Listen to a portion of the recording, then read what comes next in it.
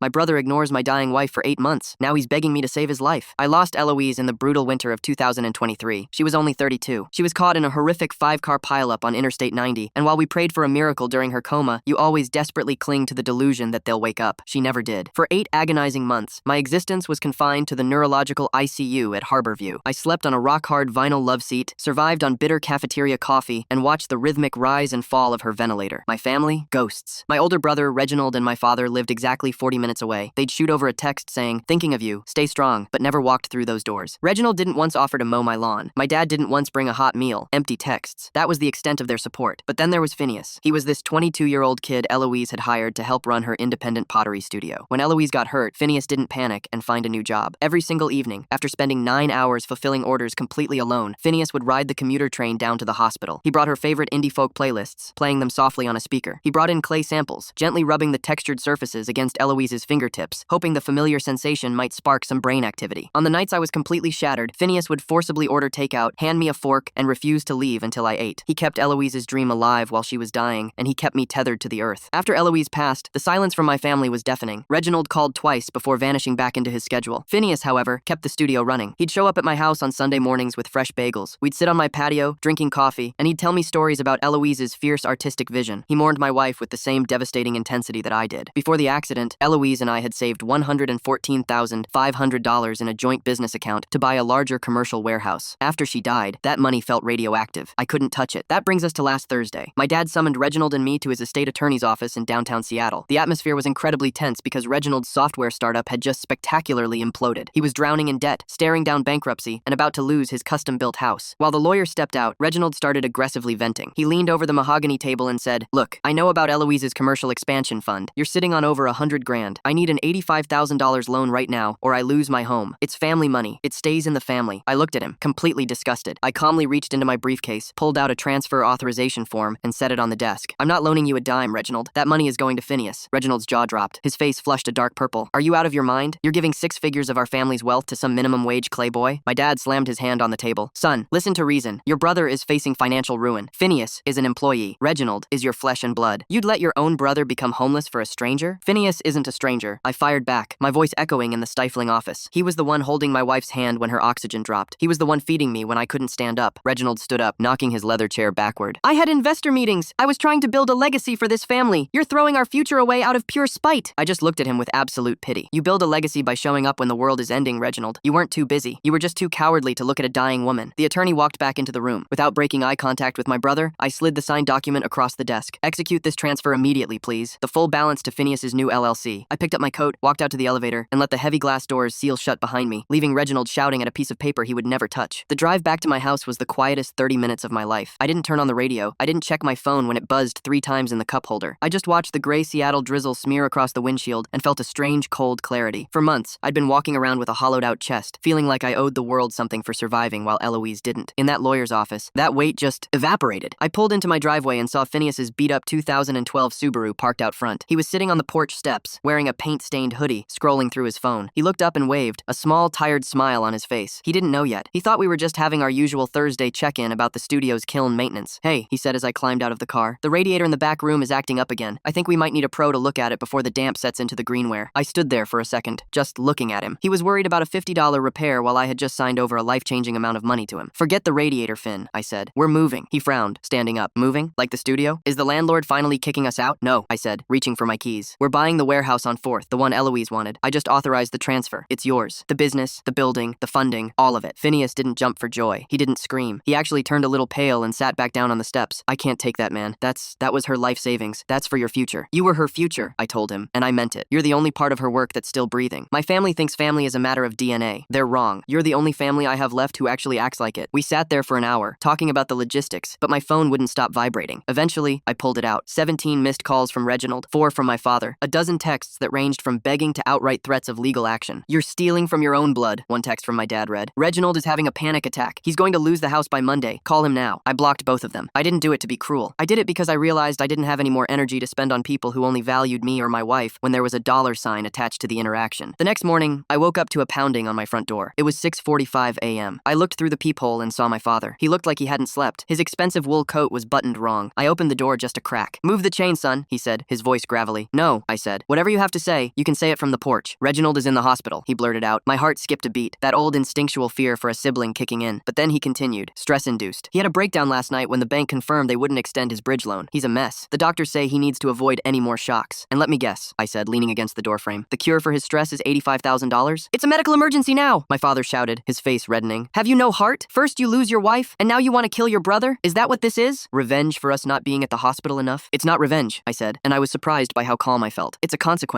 Reginald spent years playing high-stakes entrepreneur with money he didn't have. He ignored his family when we were bleeding out because it wasn't profitable for him to care. Now he's the one bleeding, and he's shocked that I'm not running to fetch the bandages. He's your brother. He's a guy I used to know who happens to have the same last name, I corrected. When Eloise was dying, Phineas was my brother. The nurses were my sisters. You were just a notification on my lock screen. I closed the door. I didn't wait for him to respond. I went into the kitchen, made a pot of coffee, and watched him through the window as he stood on my lawn for 10 minutes, pacing and talking furiously into his phone, before finally getting into his Mercedes and peeling away. By Monday, the situation escalated. I received a formal letter from a different law firm, not the one we'd seen on Thursday. Reginald wasn't going down without a fight. He was suing me for tortious interference and claiming that the $114,500 wasn't solely Eloise's and mine, but was part of a family trust verbal agreement he'd hallucinated during his desperate weekend. He didn't have a leg to stand on legally. Every cent in that account was documented from Eloise's sales and my salary, but that wasn't the point. The point was to tie up the funds. He knew that if he filed the suit, the bank might freeze the transfer to Phineas while the dispute was investigated. I called Phineas. Did the money hit your account yet? No, Phineas said, sounding worried. The bank called. They said there's a flag on the transfer. Some kind of legal hold? I felt a surge of genuine hot anger. It was one thing to let himself go under. It was another to try and drag Phineas into the grave with him. I grabbed my keys. I knew exactly where Reginald would be. He wasn't in the hospital. He was at his office, a rented co-working space in South Lake Union that he still kept even though he couldn't pay his mortgage. I walked in past the receptionist who tried to stop me. I found him in a glass-walled conference room, staring at a laptop, looking gray and haggard. He looked up when I slammed the door shut. You need to drop the suit, Reginald, I said. He gave me a weak, oily smirk. Oh, now you want to talk? My lawyer says we can keep that money tied up for 18 months. By then, your little Potter boy will be evicted, and you'll have spent more on legal fees than the loan I asked for. Just give me the $85K, and I'll drop everything. You keep the rest. Everyone wins. Nobody wins if I give you that money, I said, walking right up to the table, because you'll just sink it into another failing disruptor app and be back at my door in 6 months. You're a black hole, Reg. You consume everything and give nothing back. I'm saving my family's reputation, he hissed. Do you know what it looks like if I go bankrupt? If I lose the house? Dad's friends will talk. It makes us look weak. We times are times weak, I said. We're a family that let a 32-year-old woman die alone while we worried about our LinkedIn profiles. That's the definition of weak. I leaned down, my face inches from his. Here's what's going to happen. You're going to call your lawyer and withdraw the claim. Right now. In front of me. Or what? He sneered. You'll hit me? Go ahead. I'll add an assault charge to the list. No, I said. If you don't drop the suit, I'm going to call Aunt Sarah and Uncle Pete, and I'm going to send them the screenshots of the texts I sent you while Eloise was in the ICU. The ones where I told you her kidneys were failing and you replied with a link to your new pitch deck. I'm going to tell the whole family exactly why you're being sued. And I'm going to make sure every single one of your investors knows that you're trying to fund your lifestyle by stealing from a dead woman's estate. Reginald's smirk vanished. He knew Aunt Sarah. She was the matriarch of the extended family, and the only reason our father still had any social standing in their circles. If she found out he was trying to claw money away from a widow's fund for a pottery studio money meant for a dead girl's dream, he'd be a pariah. You wouldn't, he whispered. Try me, I said. I have nothing left to lose. You have everything. He sat there for a long time, his hands shaking. The silence in the room was heavy. I watched him realize that the family card he'd been playing was a two-edged sword, and I had just sharpened both sides. Slowly, he reached for his phone. He dialed a number, put it on speaker, and told his attorney to drop the filing. He didn't look at me once while he did it. When he hung up, he just stared at the blank screen. Get out, he said quietly. Gladly, I replied. I walked out of that glass building and felt the first breath of fresh air I'd had in years. The transfer cleared the next morning, but it wasn't over. Not really. 2 weeks later, I was helping Phineas pack up the old studio. We were wrapping delicate bowls in newsprint, the air thick with the smell of dried earth and dust. The move to the warehouse was happening on Friday. Hey, Phineas said, holding a small misshapen mug. Eloise made this one. It was her first try at a new glaze. It didn't turn out right, but she kept it because she liked the honesty of the crackle. I took the mug from him. It felt cool and solid in my hand. She always saw the value in the broken stuff, I murmured. The bell on the shop door jingled. I expected a customer looking for a last-minute gift, but when I looked up, it was my father's wife, my stepmother, Elena. She hadn't been at the lawyer's office, and she'd stayed remarkably quiet throughout the whole ordeal. I'm not here to ask for money, she said quickly, seeing my expression. She looked around the cramped, dusty studio with a look of genuine discomfort. I brought something. She reached into her designer handbag and pulled out a thick, cream-colored envelope. Your father doesn't know I'm here. He's not taking things well. He and Reginald are barely speaking because Reginald blames him for letting you give the money away. I don't care about their drama, Elena, I said, going back to wrapping a kiln shelf. I know, she said, but your father found this in the back of his safe. It's Eloise's, from before the accident. I stopped. My hands went still on the bubble wrap. What is it? It's a letter of intent, Elena said, stepping forward and placing the envelope on the workbench. Apparently, a few months before she got hurt, she went to your father. She wanted to buy that warehouse, but she was worried about the interest rates on a commercial loan. She asked him to co-sign. He told her no, of course. He told her she was playing at being an artist and that it wasn't a real real business. I felt a cold prickle of dread. Why are you giving this to me now? Because, Elena said, her voice dropping to a whisper. There's a second page. It's a personal note she left with him. She told him that if anything ever happened to her, she wanted the studio to go to Phineas. She had it all written out, like an informal will. Your father kept it hidden because he didn't want you to have any more excuses to stay connected to this life. He wanted you to come back to the family firm. I grabbed the envelope and ripped it open. The handwriting was unmistakable. Eloise's loopy, hurried script. If I'm not here to see the new space, it read. Finn gets the keys. He's the heart of the place. Don't let the suits take it, please. I looked at the date. It was dated 3 weeks before the crash. My father had known this entire time. He had watched me mourn, watched me struggle, watched me fight with Reginald over that money, all while holding a document that proved I was doing exactly what Eloise wanted. He hadn't just been indifferent, he had been a saboteur. He's a monster, I said, the words barely audible. He's a man who likes control, Elena corrected sadly. He thought if the studio failed, you'd have nothing left but him. He didn't realize that nothing is exactly what you'd prefer over him. She turned to leave, but stopped at the door. Reginald's house goes up for auction on Thursday. He's moving into your father's guest suite. It's going to be a very small, very bitter world in that house from now on. She left, and I stood there holding the letter. Phineas was watching me, his eyes wide. What does it say? He asked. I handed it to him. I couldn't even speak. I watched his face as he read it, watched his eyes fill with tears as he realized that his mentor, the woman he'd looked up to like a big sister, had seen him, really seen him. She knew, he whispered. She knew I could do it. Yeah, I said, wiping my eyes with the back of my hand. She knew. The warehouse move went ahead. It was a beautiful, sprawling space with high ceilings and massive windows that let in the weak Seattle sun. We set up the wheels in a row, organized the glazes by color, and hung a huge sign over the door. Eloise. For a few weeks, things were peaceful. I helped Phineas with the books in the evenings, and during the day, I went back to my own job, feeling like a human being again. I had blocked my father and Reginald on everything. I thought the wall was high enough. Then, I got a call from an unknown number. Usually, I'd ignore it, but something made me pick up. Is this the owner of Eloise's studio? A woman's voice asked. She sounded professional, clipped. It is. How can I help you? This is Sarah Higgins from the City Planning and Development Office. We're reviewing the commercial permits for the 4th Avenue warehouse. There's been an anonymous complaint filed regarding the zoning of the kiln ventilation system. We're going to need to send an inspector out tomorrow morning, and until the inspection is cleared, we're issuing a temporary cease and desist on all firing operations. I felt a pit form in my stomach. A cease and desist? We just moved in. The ventilation was inspected during the sale. The complaint alleges the system was modified post-sale without a permit, she said. If the kilns are running when the inspector arrives, it's a $5,000 fine per day. I hung up and looked at Phineas, who was currently loading a batch of custom wedding favors into the big electric kiln. If we didn't fire them tonight, they wouldn't be ready for the client on Saturday. Finn, stop, I said. I didn't need to guess who had filed the complaint. Reginald was sitting in our father's guest house with nothing to do but stew in his own failure and look for ways to poke holes in my life. He knew the warehouse was our fresh start. He knew that a delay in orders could tank a small business's reputation before it even got off the ground. But he didn't realize one thing. I wasn't the grieving, broken man I was 8 months ago. I was someone who had already lost the most important thing in the world. There was nothing he could do to me that compared to that. I called the number back. Miss Higgins, I'd like to know who filed that complaint. I can't disclose that information, sir. Is it a Mr. Reginald Vance? There was a long pause on the other end. I'm sorry, I can't confirm that, but I would advise you to ensure your paperwork is in order for tomorrow at 8 a.m. I looked at the letter Eloise had written, framed now on the wall of the new office. I looked at Phineas, who was looking at me with a mixture of fear and determination. We aren't stopping, I told him. Load the kiln. Fire it. I'll deal with the inspector. But the fine. I don't care about the fine, I said. This isn't about the money anymore. It's about not letting the ghosts win. That night, I didn't go home. I stayed at the warehouse, sitting in a folding chair by the front door. I watched the temperature gauge on the kiln climb, the orange glow spilling out from the peepholes. It felt like a vigil. At 7:30 a.m., a black Mercedes pulled up across the street. It wasn't the inspector. It was my father. He didn't get out. He just sat there, watching the building. A few minutes later, a city-marked SUV pulled into our lot. A man in a high-vis vest got out, carrying a clipboard. I stepped out onto the pavement to meet him. Morning, I said. Building inspector, the man said, looking at the smoke faintly curling from the roof vent. You shouldn't be running those kilns, buddy. You got the notice? I did, I said, and I'm happy to pay the fine. But before we go inside, I want you to look at something. I pointed across the street to the Mercedes. The man in that car is my father. He's the one who called in the complaint. He's doing it because he's upset I didn't give my inheritance to his other son to cover a bad business debt. I'm telling you this because I want it on the record when I file for a harassment restraining order later today. The inspector looked at the car, then back at me. He looked like a guy who just wanted to do his job and go to lunch. Look, man, I don't care about your family drama. I just need to see the permits for that vent. I have them right here, I said, handing him a folder. Every single one was signed off by your office 3 weeks ago. Nothing has been modified. The anonymous tip was a lie. He spent 40 minutes poking around the back of the building, checking the ductwork, measuring the clearance from the ceiling. My father stayed in the car the whole time, a silent, predatory shape behind the tinted glass. Finally, the inspector came back out. He scribbled something on his clipboard and handed me a yellow slip. Everything is up to code. I'll mark the complaint as unfounded. You won't hear from us again. He looked over his shoulder at the Mercedes. If I were you, I'd get that restraining order. People like that don't usually stop after the first try. I nodded. I know. The inspector drove off. I stood on the sidewalk, staring at my father's car. After a minute, the engine turned over, and the Mercedes pulled away, disappearing into the morning traffic. I went back inside. Phineas was waiting by the kiln, his face smudged with soot. We good? We're good, I said. But we need to talk about the locks. We spent the afternoon installing a new security system cameras, heavy-duty deadbolts, the works. It felt paranoid, but for the first time, I felt like I was protecting something that mattered. Around 4 p.m., my phone rang. It was a local number I didn't recognize. recognize. I almost didn't answer, but my gut told me to. Hello? Is this Mark? A soft, hesitant voice asked. It was a woman, but not Elena. It took me a second to place it. It was Claire, Reginald's ex-wife. They'd been divorced for 3 years, and she'd moved to Portland with their daughter. Claire? Yeah, it's me. Is everything okay? I heard what's happening, she said. Reginald called me. He was crying. Mark. He was saying some really scary things about how you destroyed him and how he has nothing left to lose. He asked me if I still had the key to your house. The one you gave us when we were house-sitting back in 2021. The air in the room suddenly felt very cold. I hadn't changed my house lock since Eloise died. It was one of those things I just never got around to. Did you give it to him? I asked, my voice tight. No, she said. Of course not. But Mark, he told me he was going to take back what belongs to the family. He sounded unstable. He's staying at your dad's, but he's been drinking a lot. Please, be careful. Thanks for telling me, Claire, I said. I hung up and looked at Phineas. He was across the room, carefully painting a glaze onto a large vase. He looked so peaceful, so safe. I didn't want to bring this darkness into the studio, but I didn't have a choice. Finn, I said, I need you to stay here tonight. Lock the doors from the inside. Don't open them for anyone but me. I have to go to my house. What's wrong? Just a loose end, I said. I'll be back in a few hours. I drove home, my heart hammering against my ribs. I kept expecting to see the Mercedes or Reginald's old SUV behind me. When I pulled into my driveway, everything looked normal. The porch light was on. The neighbor's kids were playing in the yard 2 houses down. I walked up to my front door and reached for my keys, but I stopped. The door was already slightly ajar. I didn't call the police. Not yet. I knew if I did, my father would use his influence to sweep it under the rug, call it a family misunderstanding, and Reginald would be back on the street by morning. I needed him to see that this was over. I pushed the door open quietly. The house smelled like stale beer and something else, something familiar. I walked into the living room. Reginald was sitting on my sofa. He wasn't holding a weapon. He was holding a cardboard box. Eloise's box. The one from the top of our closet that held her old sketchbooks, her wedding veil, and the letters we'd written to each other during our first year of dating. He was throwing the letters, one by one, into the fireplace. The pilot light was on, and a small, flickering flame was consuming the paper. Stop, I said. He didn't jump. He just looked up, his eyes bloodshot and unfocused. He looked 20 years older than he had 2 weeks ago. You think you're so much better than me, he rasped. Because you're the loyal one, the one who stayed. But you're just a coward, Mark. You're hiding in your grief because you're too scared to live a real life. This stuff, it's just paper. It doesn't mean anything. It means everything to me, I said, walking toward him. Stay back, he said, reaching into the box and grabbing her veil. The delicate lace caught the light. You want to play hardball? You want to threaten my reputation? Let's see how you feel when all your precious memories are ash. If you burn that, Reginald, I'm not calling the cops, I said, my voice dangerously low. I'm calling the bank. I know about the offshore account Dad set up for you in the Caymans back in 2018. The one you've been using to hide your consulting fees from the IRS. Reginald froze. His hand was inches from the flame. You don't know anything about that. I know the account number, I lied. I didn't, but I knew my father, and I knew how he operated. He'd mentioned a rainy day fund once at Christmas when he was 3 scotch and sodas deep. I know the bank, and I know the name of the shell company. If that veil touches the fire, I'm sending an anonymous tip to the Treasury Department. They don't care about family legacy. They care about tax evasion. Reginald's hand trembled. He looked at the veil, then at me, then at the fire. He was a cornered animal, realizing that every bridge he'd tried to burn was the one he needed to get home. You'd ruin Dad too, he said. Dad ruined himself the day he hid Eloise's letter, I said. I'm just the one turning on the lights. Slowly, Reginald pulled his hand back. He dropped the veil back into the box. He looked like he was about to collapse. I have nowhere to go, Mark, he whispered. The bank took the house today. Dad is. He's making me sleep in the maid's quarters. He tells me every hour how much of a disappointment I am. I just wanted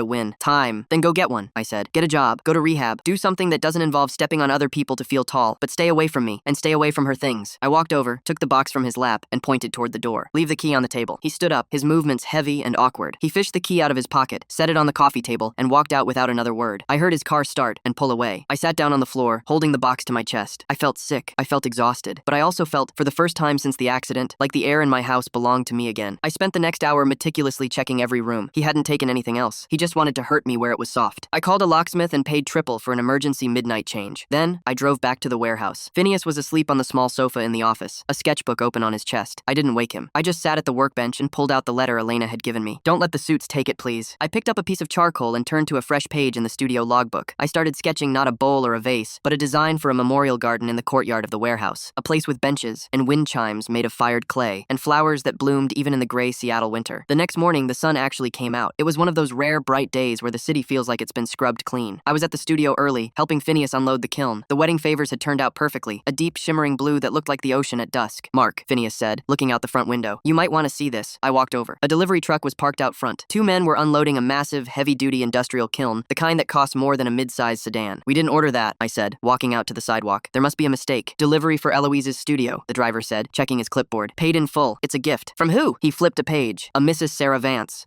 There's a note. He handed me a small card. I opened it. I'm old, Mark, and I'm tired of watching the men in this family break things because they don't know how to build them. This is for the boy's work. Tell him to make something beautiful. Aunt Sarah, I looked at Phineas. He was staring at the kiln like it was a spaceship. I think we're going to need more clay, he said, breathless. I think we're going to need a lot of things, I said, laughing for the first time in what felt like a lifetime. But as I looked down the street, I saw a familiar black Mercedes idling at the corner. It didn't move. It didn't approach. It just sat there, watching. I knew then that my father and Reginald wouldn't just disappear. They were the kind of people who lived in the shadows of other people's success, waiting for a crack to appear. I walked back inside and closed the door, the heavy new bolt clicking into place with a satisfying, metallic thud. Hey, Finn, I called out. Let's get to work. The weeks turned into months. The studio wasn't just surviving, it was thriving. Aunt Sarah's kiln allowed Phineas to take on larger-scale architectural commissions, and the Eloise's brand became a staple in the Pacific Northwest art scene. I stayed on as the business manager, handling the contracts and the taxes, ensuring that no suit would ever get their hands on the ledger. Reginald, I heard, had eventually left our father's house. He'd moved to a small apartment in Tacoma and was working as a mid-level sales rep for a medical supply company. He didn't reach out, neither did my father. Then, one Tuesday afternoon, a man in a cheap suit walked into the studio. He didn't look like an artist. He looked like a process server. Mark Vance? That's me. He handed me a thick packet of papers. You've been served. Summons and complaint for a civil suit. I opened it, expecting another desperate move from Reginald. But it wasn't from Reginald. It was from my father. He wasn't suing for the money. He was suing for visitation rights to the studio and a percentage of ownership based on a claim that he had provided the original seed capital for Eloise's first business years ago, a gift he was now reframing as a high-interest business loan. It was a blatant lie, but attached to the complaint was a copy of a check from 2018 made out to Eloise for $5,000. I remembered that check. It was a birthday present. The note in the memo line, however, had been altered. In an ink that didn't quite match, someone had added the words, loan, repayable on demand, ask. I felt a wave of nausea. He wasn't trying to win. He was trying to drain us again. He was trying to prove that even if I won the battle for the warehouse, he still owned the ground we stood on. I looked at Phineas, who was watching me from across the room. He didn't know what was in the papers yet, but he could see it on my face. Mark? I looked at the altered check. I looked at the signature. My father's handwriting, arrogant and sharp. He's coming for us again, Finn, I said quietly. What do we do? I looked at the wall where Eloise's letter hung. I remembered what she said about the honesty of the crackle. Sometimes, the break is what makes the peace. We don't hide, I said. We go to the one person he's actually afraid of. I picked up my phone and dialed a number I hadn't called in years. Aunt Sarah? I said when she answered. I need a favor, and it's a big one. The line was quiet for a long time. Then, I heard the sound of a teacup clinking against a saucer. I've been waiting for you to call, Mark, she said. I have the original ledger from your father's 2018 accounts, the one before he started editing them. Why don't you come over for dinner? I hung up and looked at the warehouse, the light pouring in, the clay spinning on the wheels. The fight wasn't over, but for the first time, I knew I wasn't fighting alone. I grabbed my coat and walked toward the door. Phineas, I called out. Keep the kilns hot. I'll be back soon. I stepped out into the Seattle rain, the gray clouds finally feeling like a blanket rather than a shroud. I had a dinner to attend, a legacy to protect, and a father to finally, truly, put behind me. The engine of my car hummed to life. I didn't look at the corner where the Mercedes usually sat. I didn't need to. I was moving forward. The drive over the I-90 bridge to Mercer Island took 35 minutes in the crawling evening traffic. My windshield wipers beat a steady, hypnotic rhythm against the glass. For the first time in nearly a year, my chest didn't feel like it was wrapped in iron bands. I wasn't just reacting anymore. I wasn't just playing defense against my own family. Aunt Sarah lived in a sprawling mid-century modern house that overlooked Lake Washington. She had bought it with my uncle back in the late 70s, long before the tech boom turned the island into a playground for billionaires. When I pulled into the circular driveway, the front door was already open. Sarah was standing in the entryway. She was 72, wore her silver hair in a sharp, unforgiving bob, and had the kind of posture that made you feel like you needed to stand up straighter just by looking at her. I walked up the stone steps. She didn't hug me. We weren't a hugging family. You look tired, Mark, she said, stepping aside to let me in. The house smelled faintly of lemon polish and roasted lamb. I've had a long week, Sarah. I imagine you have, she said, closing the door. Come into the dining room. We'll eat first. I don't discuss finances on an empty stomach. We sat at a massive teak table. Her housekeeper served us, and for 20 minutes, we ate in near silence. Sarah asked me a few pointed questions about the new kilns at the warehouse and how Phineas was managing the workload. She didn't mention Reginald or my father. Not until the plates were cleared and a pot of Earl Grey tea was set between us. Sarah reached into the pocket of her cardigan and pulled out a small brass key. She unlocked the top drawer of the credenza behind her and pulled out a thick, leather-bound book. It looked like something out of a Dickens novel. Your father, she said, setting the book on the table, has always believed he is the smartest man in any room. It's a dangerous delusion. She opened the book. The pages were filled with columns of numbers, written in tight, precise blue ink. When your grandfather died in 2015, she explained, tracing a finger down a column, he left the family firm in a trust. I am the executor of that trust. Your father runs the day-to-day operations, but he has to submit an unedited ledger to me every quarter. He hates it. He thinks it's an insult to his autonomy. She stopped turning pages and flattened the book out. She tapped a line from October 2018. I leaned in. There it was, an entry for $5,000. Next to it, in the notes column, were 3 words, gift, Eloise birthday. He gave me a copy of this ledger back in January of 2019, Sarah said quietly, long before he ever thought he'd need to doctor a physical check to steal a warehouse from you. I stared at the ink. It was the absolute, undeniable proof I needed to get the lawsuit thrown out with prejudice. I felt a massive wave of relief wash over me, followed immediately by a spike of intense, bitter anger. Why? I asked, looking up at her. Why go to all this trouble? He has money. Why is is he trying to destroy a pottery studio? Sarah took a slow sip of her tea. She set the cup down with a soft clink. He doesn't have money, Mark. I frowned. What are you talking about? He drives a $90,000 car. He lives in a gated community. He lives on credit, Sarah corrected. Your father's real estate portfolio is highly leveraged. He took out massive loans against his own properties to fund Reginald's first 2 startup failures. When those tanked, he took out more loans to cover the interest. He's been moving debt from one shell company to another for 3 years. The family firm is barely treading water. It took a second for the reality of what she was saying to sink in. The warehouse, I realized. The pieces finally snapping into place. Exactly, Sarah said. That warehouse on 4th Avenue is prime commercial real estate. It's unencumbered, no mortgage, completely paid off. If he can force a court to grant him partial ownership based on that fake loan, he can use the building as collateral to secure a new line of credit for himself. He doesn't want to shut you down out of spite, Mark. He wants to shut you down because he is drowning, and that building is a life raft. I sat back in my chair. The sheer pathetic nature of it all was staggering. My father had stood on my lawn and accused me of killing my brother with stress, all while he was desperately trying to steal my dead wife's legacy to cover his own bad bets. Take the book, Sarah said, pushing the ledger across the teak table. Take it to your lawyer. When your father's attorney sees it, they'll drop the suit. They might even drop him as a client if they realize he provided forged documents in discovery. Thank you, Sarah, I said. I pulled the heavy book toward me. It felt like holding a brick of solid gold. Don't thank me yet, she said, her expression darkening. Your father is a cornered animal right now. If you take away his legal avenue, he won't just give up and go bankrupt quietly. He'll look for a softer target. I left her house an hour later. The next morning, I was sitting in my lawyer's office downtown. His name was David, and he had handled the probate for Eloise's estate. I slid the ledger across his desk and showed him the 2018 entry. David adjusted his glasses, leaned in, and smiled a very cold, very professional smile. Well, David said, this is what we call a smoking gun. I'll draft a response to their summons today. I'll attach a certified copy of this page and inform his counsel that if they proceed, we will be filing counterclaims for fraud and malicious prosecution. They'll withdraw by Friday. He was right. By Thursday afternoon, David called me at the studio to say the suit had been voluntarily dismissed. My father's lawyer had practically tripped over himself to file the paperwork, terrified of being implicated in submitting forged evidence to a judge. I hung up the phone and walked out into the main workspace. Phineas was up to his elbows in wet gray clay, shaping a massive planter on the main wheel. The radio was playing soft indie folk. The sun was streaming through the big windows. We won, I told him over the hum of the wheel. The suit is dropped. Phineas stopped the wheel. He wiped his hands on his apron and let out a breath that sounded like he'd been holding it for a week. Seriously? It's over? It's over, I said. But Aunt Sarah had been right. A cornered animal looks for a softer target, and I had severely underestimated how low my father was willing to go. The pivot happened 3 days later. It was a Monday morning. We were gearing up for the Pioneer Square First Thursday Art Walk, which was a massive deal for the studio. Eloise had built strong relationships with 3 major galleries down there, and they traditionally showcased her larger pieces. It was a vital source of revenue and visibility. I was at my desk, matching invoices, when my cell phone rang. It was Marcus, the owner of the Luminary Gallery, one of our biggest buyers. Mark, Marcus said. His voice sounded strained, uncomfortable. Listen, man, we need to talk about the showcase this week. Sure, I said, pulling up his file on my laptop. We have the 6 large cobalt vases ready to go, and Phineas finished the textured wall hangings. We can deliver them tomorrow. Yeah, about that, Marcus hesitated. I don't think we can display the new pieces. Actually, I need to pull the Eloise's studio showcase entirely from the front window. I stopped typing. Marcus, what's going on? We've been planning this for 2 months. The work is spectacular. I know it is, he said, but I got a phone call yesterday from someone very prominent in the local arts endowment board. They said there's a lot of discomfort in the community right now regarding your studio. Discomfort about what? About the fact that you're using an uncredited assistant to churn out work under a dead woman's name, Marcus said quietly. The caller said it's exploitative, that you're running a sweatshop operation, capitalizing on Eloise's tragedy to sell imitation pieces manufactured by a kid making minimum wage. They threatened to organize a boycott of the gallery if I prominently feature the work. My blood ran cold. The sheer, calculated malice of it took my breath away. He couldn't steal the building, so he was trying to destroy the brand. He was trying to make the name Eloise's toxic in the one city where it mattered. Marcus, I said, my voice dangerously calm. Who called you? Was it an older man? Sounded like a lawyer? I can't say, Marcus deflected. You know how this city is, Mark. It's a small circle. Reputation is everything. If the board thinks you're defrauding collectors by passing off this kid's work as Eloise's legacy, I can't risk my gallery being associated with a scam. It's not a scam, I fired back. Phineas is the owner of the studio. Everything is clearly labeled. We never claim he is Eloise. We claim he is continuing her vision. You know this. You've met him. I'm sorry, Mark. The decision is final. I have to look out for my business. He hung up. I slowly put the phone down. I looked through the glass wall of the office. Phineas was carefully loading the last of the cobalt vases into packing crates, completely unaware that the show he had been working 18-hour days for had just been canceled. 10 minutes later, the phone rang again. It was the curator of the second gallery. Same story. Same anonymous concerns from a prominent community member. They were dropping us from the First Thursday walk. My father was methodically cutting off our oxygen. He was using his country club connections and his money to poison the well. I walked out of the office. The warehouse suddenly felt huge and empty. Phineas looked up from the crates, holding a roll of bubble wrap. He saw my face and his smile faded immediately. What's wrong? He asked. Don't pack the crates, I told him, the words tasting like ash in my mouth. Marcus just canceled. So did the Obsidian Gallery. Phineas dropped the bubble wrap. He looked at the vases, then at me. Canceled? Why? Was the glaze wrong? I can fix the firing schedule, I can. It's not the glaze, Finn. I walked over and leaned against the heavy wooden work table. It's my father. He's calling the gallery owners. He's telling them that we're running a scam, that you're just a cheap proxy and I'm exploiting exploiting Eloise's death for profit. Phineas stared at me. All the color drained from his face. This wasn't a legal battle over a deed. This was an attack on the one thing Phineas cared about more than anything else in the world, his integrity and his respect for Eloise. He's telling people I'm faking her work? Phineas whispered, his voice cracking. He's trying to starve us out. He wants the warehouse to go under, so I have to sell it, probably to him, at a massive loss. Phineas looked down at his hands, heavily stained with blue dye and gray clay. He looked younger than 22 in that moment. He looked like a kid who had just been told the world was entirely corrupt. Maybe he's right, Phineas said softly. Don't you dare say that. Mark, look at me. He gestured to his paint-splattered clothes and the massive, echoing warehouse. I'm not her. I can replicate her techniques, but I don't have her name. If the galleries drop us, we have no wholesale income. We can't pay the property taxes on a building this size selling $50 mugs at the Sunday farmers market. We'll be bankrupt in 6 months. He walked over to the nearest crate, reached in, and pulled out one of the cobalt vases. He ran his thumb over the rim. I wanted to keep her dream alive, he said, tears welling up in his eyes. But maybe all I'm doing is ruining her name. He set the vase down, took off his apron, and threw it onto the table. I'm going home, Mark. I need to not be here right now. He walked out the front door into the gray afternoon. I didn't try to stop him. I knew what it felt like to have your heart carved out by my family. I stayed in the warehouse alone for a long time. The silence was heavy. The kilns were cold. My father had found the soft spot. He knew he couldn't break me with a lawsuit, so he broke the kid instead. I walked over to the electrical panel and killed the main breakers. Then I grabbed my keys, locked the front doors, and pulled the metal security gate shut. I didn't drive home. I drove straight to the University District. Phineas lived in a cramped, third-floor walk-up above a vegan bakery. The hallway smelled like nutritional yeast and old carpet. I pounded on his door. No answer. I pounded again, harder, the wood rattling in its cheap frame. Go away, Mark, a muffled voice came from inside. Open the door, Finn, or I'm going to sit out here and call you every 30 seconds until my battery dies. A minute later, the deadbolt clicked. Phineas stood there in his socks. His apartment was exactly what you'd expect for a 22-year-old artist. A mattress on the floor, milk crates for bookshelves, and sketches taped to every square inch of the drywall. But what caught my eye was the faded canvas duffel bag open on the bed. He was throwing rolled-up t-shirts into it. What are you doing? I asked, stepping inside and closing the door behind me. I'm going to my mom's place in Spokane, he said, not looking at me. He grabbed a handful of socks from a laundry basket. I'll sign the LLC back over to you. You can sell the building. You're right. It's paid off. You'll get a good price. You can take the money and actually start over. Stop packing, I said. Mark, I'm a liability. You heard what Marcus said. They think I'm a fraud. They think you're a fraud. As long as I'm attached to Eloise's name, your father is going to keep using me to drag her through the mud. I walked over, grabbed the duffel bag off the mattress, and dumped it upside down on the floor. Hey, listen to me, I said, getting right in his face. My father doesn't care about art. He doesn't care about integrity. He cares about leverage. He's attacking you because he knows you're the only thing keeping that studio alive. If you run to Spokane, he wins. He gets the building, he pays off his debts, and Eloise's name actually does disappear. Is that what you want? Phineas stared at the pile of clothes on the floor. His shoulders slumped. I don't know how to fight guys like that. I just make pots. You don't have to fight him. I'll fight him. You just have to make the pots. I pointed a finger at his chest. Put your shoes on. We have 3 days until First Thursday. First Thursday is canceled, Mark. The galleries dropped us. They dropped us from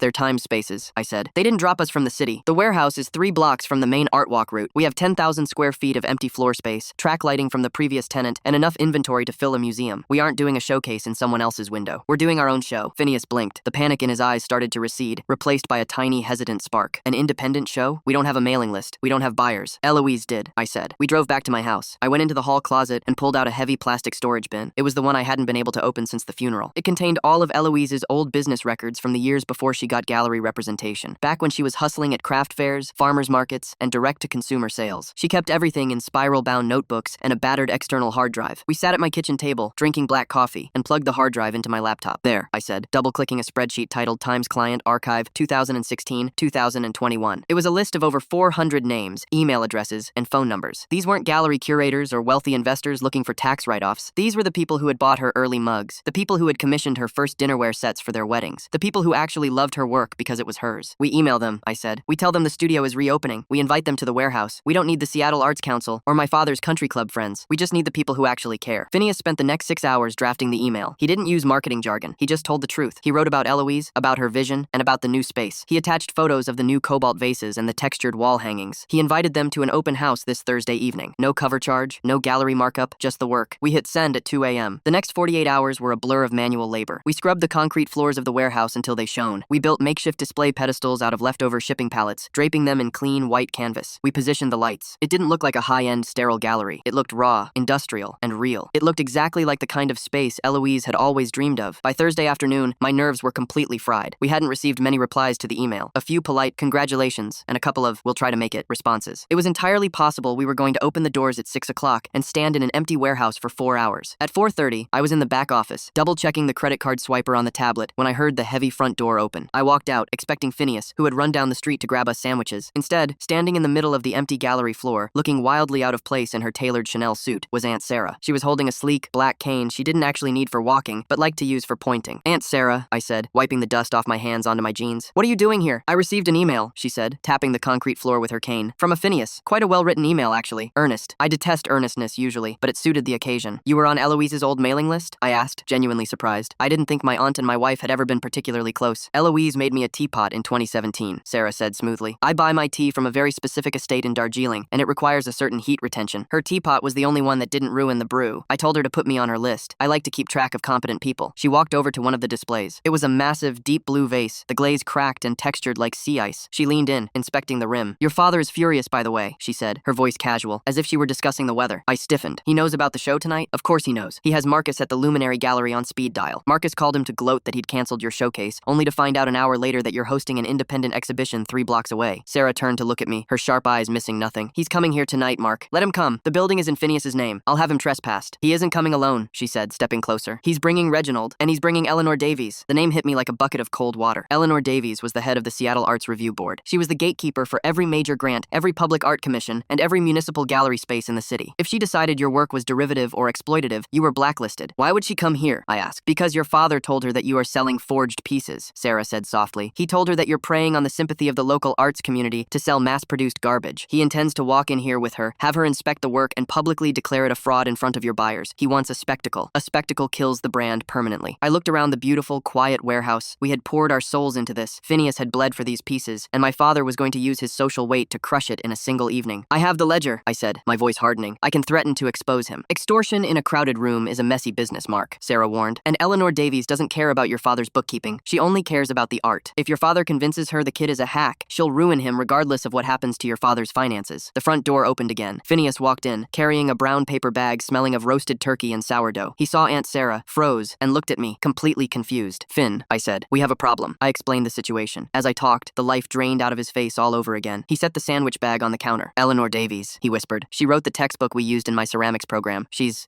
a legend. She's a snob, Aunt Sarah corrected briskly, but a very powerful one. I can't defend my work against her, Phineas said, his hands starting to shake. If she comes in here looking for flaws, looking for proof that I'm just copying Eloise, she'll find it. I'm not her. I don't have her exact touch. Phineas, look at me, I said, but he was already backing away. I should pull the pieces, he said, his breathing getting shallow. I should just lock the doors. If we don't open, they can't do the inspection. We can refund anyone who shows up. No, Sarah said sharply. The crack of her voice made both of us jump. She walked over to Phineas. She wasn't a tall woman, but she completely commanded the space. You will not lock the doors. You will not hide. She turned her cane and pointed it at the back of the warehouse, toward the massive new industrial kiln she had bought for us. Did you use the new kiln for these pieces? Yes, ma'am, Phineas stammered. And what did you do differently than Eloise? I altered the firing schedule. The new kiln holds heat longer. I had to change the glaze composition to prevent blistering. I added more silica. It makes the finish slightly glossier, but it prevents the microfractures Eloise used to struggle with. So you didn't copy her? Sarah said, raising a perfectly plucked eyebrow. You improved the structural integrity while maintaining the aesthetic. Phineas blinked. I guess. Yes. Then you have nothing to fear from Eleanor Davies, Sarah said. She turned to me. Your father is relying on the fact that you will both be intimidated. He expects you to be defensive. Defensive people look guilty. What are you suggesting? I asked. I'm suggesting, Sarah said, checking her gold wristwatch, that we greet them at the door, and we give them exactly what they want, a tour. At 6 p.m., we unlocked the doors. For the first 20 minutes, it was dead quiet. The anxiety was a physical weight in my chest. Then, a couple walked in. I recognized them from the email list. They had bought a set of mixing bowls from Eloise 3 years ago. Then a group of 4 art students arrived. Then a local interior designer. By 6:45, there were about 40 people in the warehouse. There was a low, pleasant hum of conversation. Phineas was actually smiling, talking to a woman about the silica content in the blue glaze. Then the temperature in the room dropped. I saw them through the front windows before they walked in. My father, wearing a charcoal suit, looked like a shark cruising through shallow water. Reginald was beside him, wearing a blazer that was slightly too tight, his face flushed, probably from pre-gaming at a bar down the street. And with them was a tall, severe-looking woman with a silver bob and a thick, chunky turquoise necklace. Eleanor Davies. They stepped through the door. My father didn't look at the art. He looked straight at me, a cold, triumphant smirk on his face. He had come to burn the house down. I didn't move. I just watched them navigate through the small crowd. My father was practically vibrating with anticipation. He walked right up to the center pedestal, where the largest of the new cobalt vases sat under a spotlight. Mark, my father said, his voice loud enough to turn a few heads. He gestured to the woman beside him. This is Eleanor Davies. I believe you know who she is. I brought her here to save whatever shred of dignity this family has left. Eleanor didn't say hello. She didn't offer her hand. She stepped past my father and approached the vase. She pulled a pair of thick tortoiseshell reading glasses from her purse and slid them onto her nose. She leaned in, her face inches from the ceramic. The room went entirely quiet. Phineas was standing frozen near the cash wrap. Aunt Sarah stood nearby, leaning on her cane, her face an unreadable mask. Eleanor reached out and ran a single manicured finger around the lip of the vase. Then she traced the crazed, ice-like texture of the glaze down the side. This isn't Eloise's work, Eleanor said, her voice carrying through the silent warehouse. My father smiled. It was a wide, venomous thing. He looked at me, then at the few buyers who had stopped to listen. Exactly, Eleanor. It's an imitation. A cheap factory copy designed to cash in on my late daughter-in-law's reputation. It's fraud. Eleanor stood up straight and turned to look at him. The expression on her face wasn't agreement. It was profound irritation. Arthur, she said coldly, I said it isn't her work. I didn't say it was a copy. My father's smile faltered. What do you mean? You just said, I said what I said, Eleanor interrupted, dismissing him entirely. She turned to look around the room, her eyes landing on Phineas. She knew exactly who he was without needing an introduction. You, come here. Phineas swallowed hard. He walked over, wiping his palms on his jeans. You changed the silica ratio in the cobalt dip, Eleanor said, pointing at the vase. Why? To accommodate the higher firing temperature, Phineas said, his voice shaking slightly before he found his footing. Eloise loved this color, but she always struggled with microfractures during the cooling cycle. The new kiln holds heat longer. I added the silica to stabilize the structure so the glaze could stretch without breaking. Eleanor stared at him over the rim of her glasses. Eloise was brilliant, but she was impossibly stubborn about her cooling cycles. I told her 3 years ago she needed to adjust her silica. She didn't want to lose the depth of the blue, Phineas said quietly. I figured out a way to layer it. 3 thin coats instead of 1 thick one. It keeps the depth but stops the cracking. Eleanor looked back at the vase. She stood in silence for a full 30 seconds. In the art world, 30 seconds is an eternity. My father looked like he was going to jump out of his skin. Eleanor, my father pressed. It's a sweatshop operation. He's mass producing. Arthur, shut up, Eleanor snapped. She didn't even look at him. She kept her eyes on the vase. Don't insult my intelligence. I know a slip-cast factory pour when I see one. This is hand-thrown, and it is spectacular. She finally turned back to my father. The look she gave him was the kind of look you give a dog that just soiled an expensive rug. If you drag me down here to settle some petty family inheritance dispute, Arthur, you have severely overestimated our acquaintance, Eleanor said, her tone absolute ice. You told me someone was dragging Eloise Vance's name through the mud. The only person doing that right now is you. My father's jaw actually dropped. His face flushed that familiar, dangerous purple. Eleanor, you can't be serious. This boy is a nobody. He's stealing her legacy. He isn't stealing it, she replied, taking off her glasses. He's evolving it. He's finishing the conversation she started. It's what any good apprentice is supposed to do. She turned away from my father, completely erasing him from the equation, and looked at Phineas. I'm curating a ceramics exhibition for the Municipal Gallery in October. The theme is resilience. I want this vase, and I want to see your portfolio for the rest of the collection. Phineas looked like he might faint. Yes, ma'am, I can. I can send that to you. See that you do, Eleanor said. She pulled out a card and handed it to him. Then, she glanced over at Aunt Sarah. Sarah? Eleanor said, with a slight nod of acknowledgement. Eleanor, Aunt Sarah replied, tapping her cane once on the concrete. Shall I show you the textured wall hangings? They're quite something. Lead the way. The 2 women walked off toward the back of the warehouse, leaving my father standing alone in the middle of the floor. The crowd, realizing the drama was over, slowly went back to their conversations. The low hum of the room returned. Reginald, who hadn't said a single word since walking in, wouldn't look at me. He kept his eyes on the floor, his hands shoved deep in his pockets. He turned around and walked out the front door, slipping away into the dark. My father just stood there. His ultimate weapon had just validated the very thing he was trying to destroy. He had no lawsuits left. He had no social capital left. He had nothing. I walked up to him. I didn't feel angry anymore. I didn't feel the burning need for revenge that had kept me awake for the last month. Looking at him, in his expensive suit, built on a mountain of hidden debt and bitter resentment, I just felt tired. It's over, Dad, I said quietly. He looked at me. His eyes were hollow. He opened his mouth to say something, maybe another threat, maybe an excuse, but nothing came out. The absolute certainty that he had lost, completely and publicly, had finally breached his ego. He didn't yell. He didn't cause a scene. He just turned around, pushed open the heavy glass door, and walked out. I watched him cross the street to his Mercedes, get in, and drive away. I never saw him again. The rest of the night was a blur. We sold 18 pieces, including 4 of the large architectural commissions. Aunt Sarah bought a massive serving platter, paid full price, and told me to make sure Phineas drank some water before he collapsed. When the last customer finally left at 10 o'clock, I locked the front door and pulled the metal gate shut. The warehouse was quiet, smelling of clay and rain from the open back window. Phineas was sitting on the floor, leaning against a packing crate. He had a half-eaten turkey sandwich in one hand and Eleanor Davies's business card in the other. He was just staring at the card, shaking his head. I can't believe that happened, he said. Believe it, I told him, walking over and sitting down on a crate across from him. You earned it. We earned it, he corrected. He looked around the massive space, the track lighting casting long shadows across the concrete. Do you think she would have liked it, the show? I thought about Eloise. I thought about the rock-hard love seat in the ICU, the bitter coffee, the silence. I thought about the first time I saw her hands covered in gray slip, laughing because she'd completely ruined a bowl on the wheel. Yeah, I said, and the tightness in my throat was gone. She would have loved it. We spent the next hour cleaning up. I wiped down the tablet. I packed the receipts into a folder. I turned off the spotlights one by one, until only the small lamp on the office desk was left burning. I didn't owe my family anything anymore. The debt I felt for surviving the winter of 2023 was finally paid. Eloise's name wasn't just a memory. It was carved into the foundation of this building, safe in the hands of someone who actually understood its value. I grabbed my coat and my keys. Phineas was already by the back door, turning off the kiln room lights. See you tomorrow, Mark, he said. See you tomorrow, Finn. I walked out to my car. The Seattle rain had stopped, leaving the streets slick and reflecting the amber glow of the streetlights. I unlocked my door, got in, and started the engine. For the first time in a very long time, I didn't look in the rearview mirror to see who was following me. I just put the car in drive and went home.